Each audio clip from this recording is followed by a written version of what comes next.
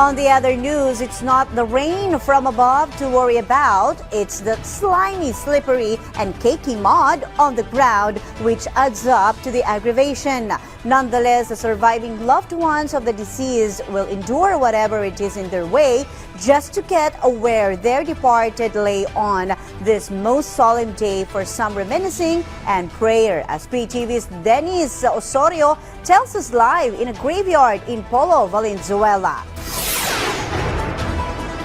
Princess, rain started pouring here in a cemetery known for its perennial flooding in the mega city.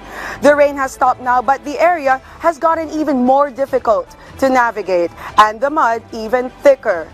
Regardless of the weather and the rather tight and sticky situation, Filipino families continued to flock to over here to Pulo Cemetery in Valenzuela City.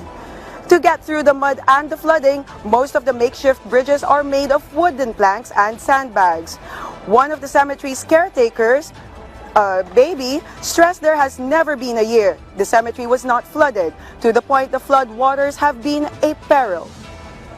Pero mahirap yung isang matatanda na maglalakad yan, magdadalaw o magdadala sila mga kandila, madulas. Kaya hindi ko sila pinagdadaan dyan, pinaiikot ko sila sa loob.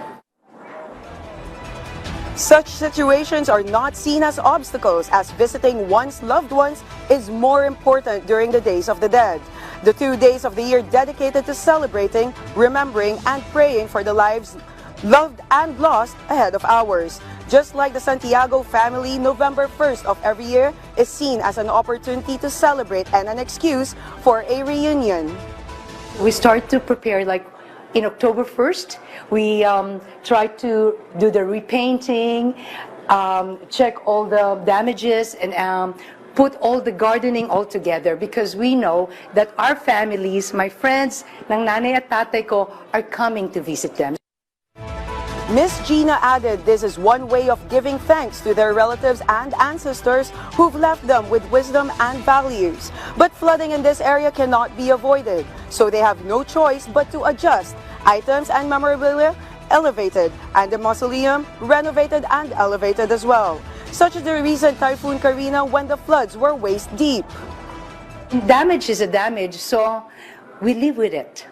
So wala tayong magagawa, talagang bagyo, at sana nga yung mga ibang pamilya na mga kapitbahay namin nasa baha meron silang baha, and I know they did something about their loved ones.